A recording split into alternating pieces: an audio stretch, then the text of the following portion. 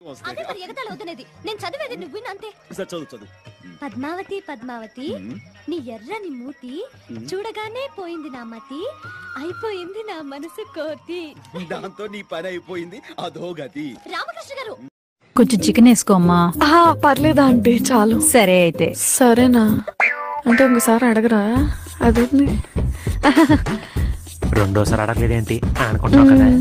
అడగందా అమ్మాయి నాన్న పెట్టదంటారు కదా, ఆ అమ్మాయి ఎవరో కాదు మా అమ్మే. మహా తల్లి. ఈరోజు నీ బర్త్డే కదా, ఆఫీస్ నుండి ఇంటికి వచ్చేటప్పుడు ఏం తీసుకురమ్మంట? వచ్చేటప్పుడు నా మెడలోకి బంగారం తీసుకురండి. ఆ బంగారాన్ని పక్కన పెట్టు, ఇంకేం తీసుకురమ్మంట? నాకు పక్కన పెట్టిన బంగారమే తీసుకురండి.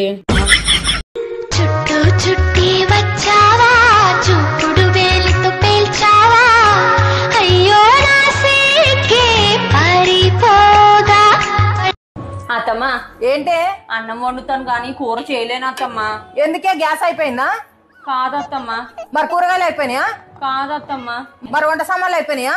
కాదత్తమ్మా, ఫోన్ లో నెట్ బ్యాలెన్స్ అయిపోయింది. ఎక్స్క్యూజ్ మీ, ఏమిటో ఇది నాకు కావాలి. బాగానే ఉంది.